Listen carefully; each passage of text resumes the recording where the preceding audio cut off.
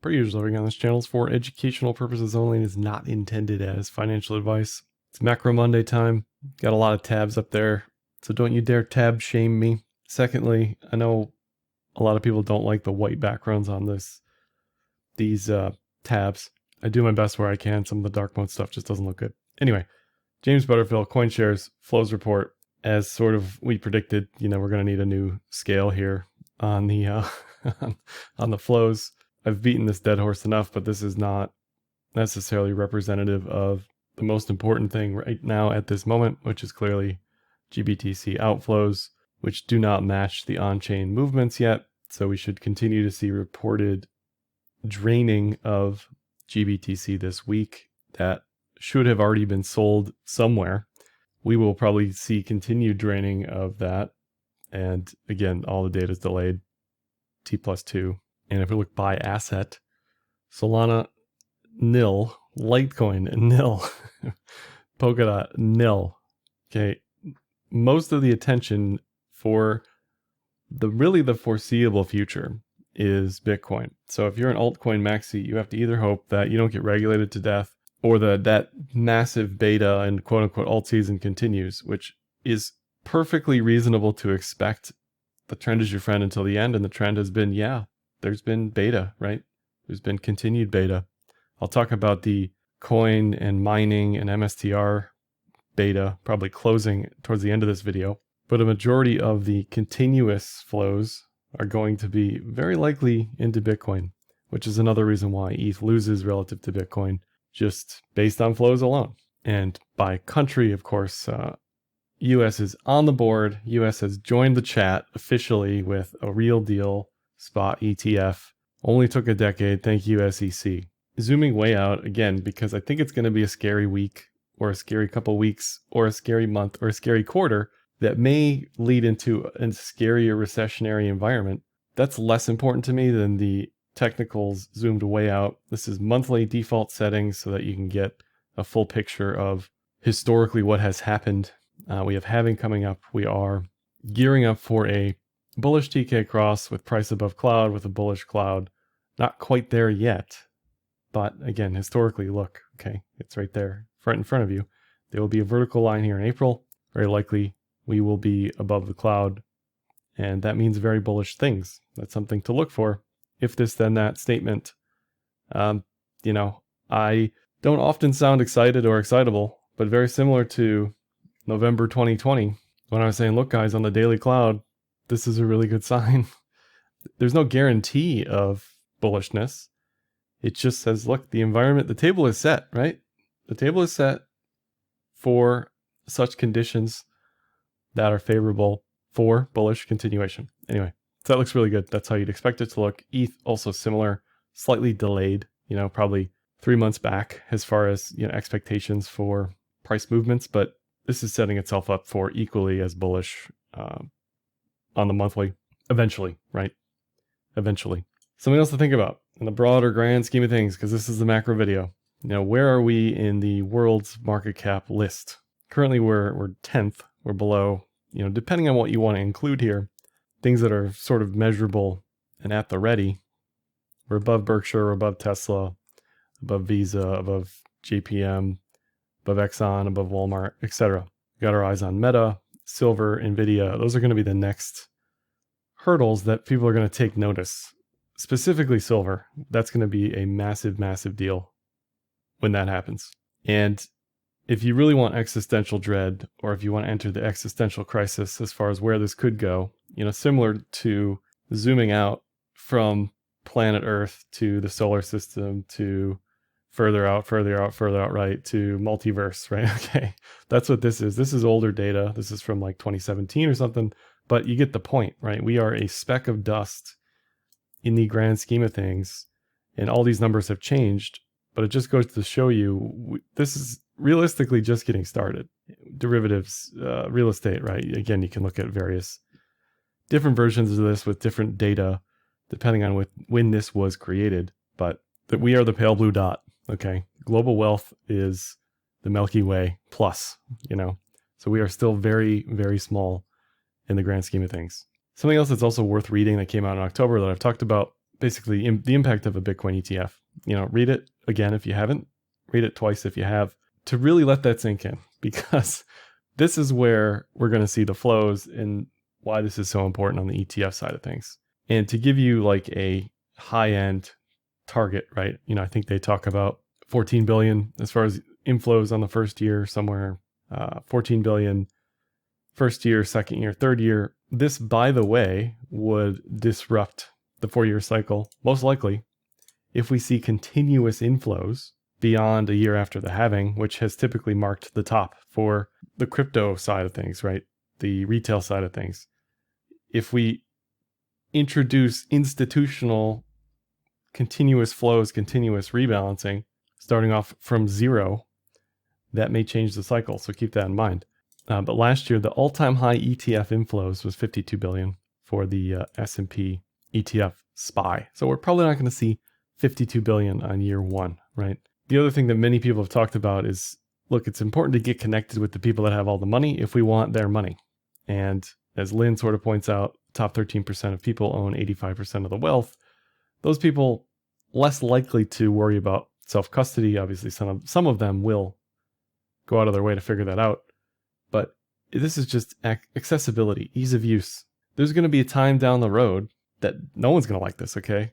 Where you can send your Bitcoin to BlackRock and they will custody it for you through the ETF, right? That's coming, 100%.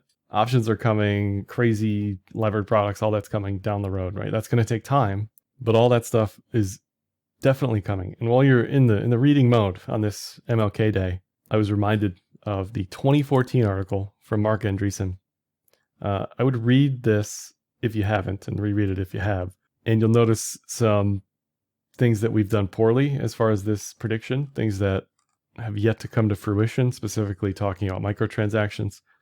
And I also think it's important to think about, like, look, this is programmable money.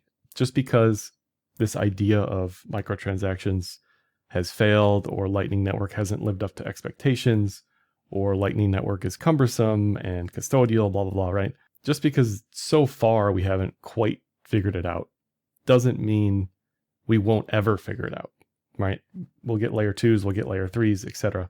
But Andreessen talks about all that stuff in this article. All right, so back to macro. What do we got this week?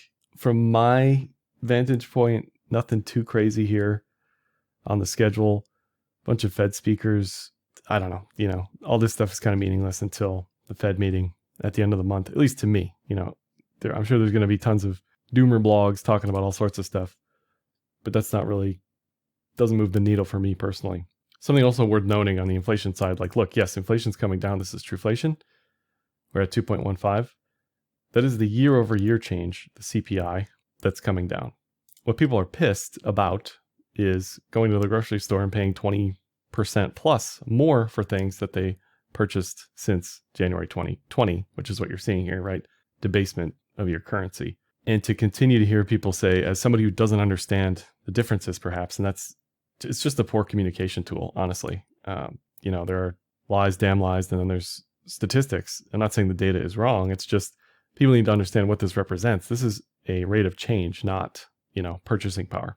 So far, so good as far as inflation.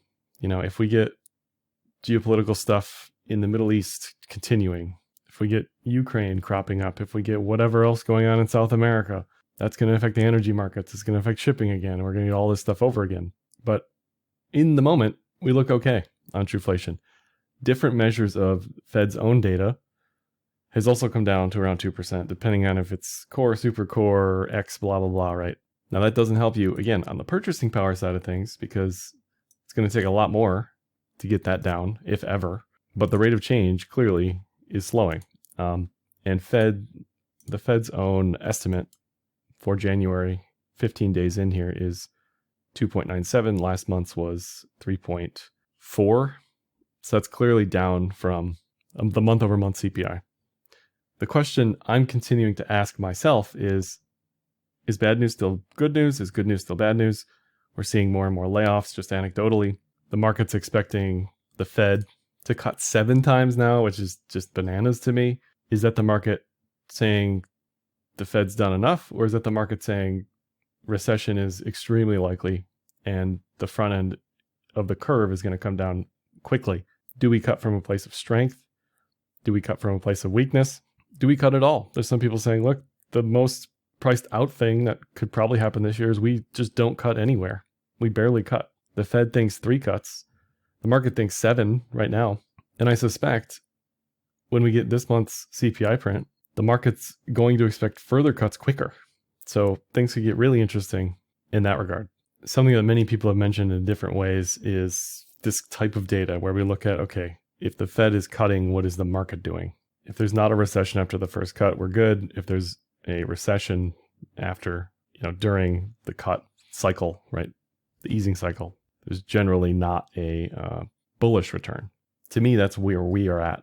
I think we do hit some type of recession this year. I've talked about reverse repo a bunch already. It just continues to get drained, and that'll come to an end this year, definitely this year, but this quarter, that's going to cause problems most likely. Back to the GDP stuff and recession stuff, estimates are still 2.2%. So again, we're back to this expectation vibe session. Are businesses expecting a recession? So they're clamping down on costs, they're tightening their belts, that sort of things. Or are we actually going to have a recession, right? It depends on if we're prolonging this, if we're preparing for this or not. To me, people think it's like the end of the world versus the reality is like, look, this is just part of the business cycle, right? We have a boom bust cycle. That's just historically what's gone on. It's kind of to some degree up to the Fed whether or not this is a mega bust, a crash landing versus a soft landing, no landing, whatever. As far as expectations go for a recession, we can look at the yield curve. It's unusual that the long end is lower than the short end. That's referred to as an inverted yield curve. And we can look at the 10 versus the 2, the 10 versus the 3-month, all this stuff, right? We can look at it all. But to me, this is one of the most important ones, the 10 versus the 2. Historically, when this has uninverted, we have seen rises in unemployment and we have seen recessionary type conditions. And this is from Econometrics. You can look at all of the permutations of whatever this is. And for the most part, the yield curve has been inverted for a very, very long time. So we're certainly due for something, most likely. And if we look at just the 2s, 10s inversions, 79 weeks is the current, 89 weeks would be the max from the 70s. That brings us into March, and it's all sort of, everything kind of hinges on, does the RRP go to 0? Does BTFP cause problems? Are there liquidity issues? Does all that line up with the Fed cutting and unemployment? How does Bitcoin react to all that? How does that affect ETF flows, right? The reason we're kind of talking about this now is to get in front of it when it likely comes around. So I don't think we go much past 89 weeks. I think we see some sort of conclusion on the yield curve this quarter, certainly, which would be problematic. Also from DoubleLine, this chart showing that, the Fed thinks that they're going to hold rates maybe, but the 2-year is sort of tipping the hand here and saying, look, the Fed's probably going to cut. And if you haven't already subscribed to DoubleLine's YouTube and watched this video that they just put out, the real macro analysts, okay, I'm just a LARP, but they know what they're talking about over there. And if you want to read more about inverted yield curves, I'll leave these in the description of the video. But ultimately, as they say here, yield curve often precedes recessions. It doesn't cause them. It reflects expectations that you see in recessionary periods. Flipping gears to some charts here, DXY has a bearish death cross on the daily. Okay, it's below the 200 and has a death cross. That is super helpful for risk assets for crypto. But again, there's a tipping point, right? If Bitcoin's down 25% this week, alts probably don't do well, right? If the S&P and the NASDAQ are down significantly, Bitcoin probably doesn't do well. Very similar line of thinking there. So yes, we want a weak DXY on the crypto side of things. This certainly leans bearish based on moving averages, but we don't want the entire ecosystem to collapse. Gold also looks fine. Eventually this is going to move at the speed of gold, but it's going to move up. It's going to move higher. Zero doubts in my mind from that perspective. I just wouldn't trade this. I wouldn't touch it. I wouldn't think about it, but it is a macro video. And it kind of does reveal sentiment for maybe gold versus digital gold, and maybe the gold allocation in portfolios and institutional portfolios will now include digital gold to some degree as a percentage of, let's say the gold allocation as a whole is less than 2%, and then 20% of that 2% is going to be Bitcoin, 80% is going to be gold, whatever it is, right? but we're in that conversation. Most certainly. Back to DXY, there is a low time frame inverted head and shoulders that looks like it wants to break up. It's right below the pivot. So we may see bullishness in the near term on the DXY, and then into February, bearishness on the DXY. And this, by the way, would make sense if Bitcoin is bearish. Dixie being bullish is just going to provide additional headwinds for that. Logically, I think DXY should come down if the Fed is cutting. So, you know, we're still trying to figure out what's going to happen when, but I think a potential roadmap would be this breaks up back to probably 104, hangs out, and then starts coming down again. Oil, I talked about this last week, still looks like just the biggest head and shoulders you've ever seen in your life. It may form 2 or 3 more shoulders here, and I don't know what eventually takes this below 70. Maybe, again, trying to think about ways this actually breaks down. Global recession would certainly help. The SPR slowly being refilled, so there will be, a passive bid somewhere below here. But this on the weekly certainly doesn't look bullish on the cloud. Nowhere near bullish on the cloud just yet. S&P still looks fine. There's a bear div here. I think eventually this breaks up. How that looks relative to what a recession, it could be, again, the roadmap is ugly Q1, we go down, then they print money, the money printer turns back on, and we just go flying, right? Something election year, something, the Fed being impartial, whatever you want to think about, recession or not, I do think this moves higher. That's technicals, that's what they want. In order for this to fail, we would need to see a breakdown below 4100, which is certainly possible, but that's where this pattern would be invalidated. And you've got BOA out here saying, look, this is a middle-aged bull market. We got plenty of room here. So maybe I'm not bullish enough based on the cyclical nature since really the Great Depression. They're saying, look, there's plenty of room for continuation here. NASDAQ, the Qs, very similar. This would invalidate the pattern below 350-ish, 330, but still very much looks like it wants to go higher. Yes, it has a bear div there, but it looks fine. Eventually, this should move higher. One worrying thing from Liz Ann Saunders, the Mag 7 is just kind of this plane that looks like it's ready to stall out any time up here as it continues to sort of rising wedge higher and higher and higher. As far as the Mag 7 individually, I think much like the indices, they all look good to me in the moment, right? This could change. Amazon to me looks like the best. I've continued to say that. Of the Mag 7 from a chart pattern perspective, it's on the cloud side as far as being bullish. It's above the 200 week moving average. And this would be a new all-time high for Amazon, somewhere around 200 something. Throw AI into the mix, throw whatever you want, productivity in the mix, cloud, whatever, just pick your soup du jour of reasons that goes higher. Meta also looks very good to me. And you probably have people, as I say this, who are like, oh man, can't wait to get this short off right at all-time high price discovery, right? I guarantee you there are people who are looking at these charts who may eventually be right, but they may be very wrong first.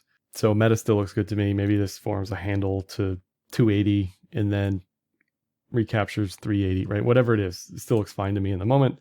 Microsoft already making fresh all-time highs. Certainly looks like it wants to go higher, make Bill Gates even richer. NVDA even made new highs. Crazy 550 here. It even broke the RSI sort of channel that it was in. So maybe what it's going to take is some sort of blow off top on this stuff.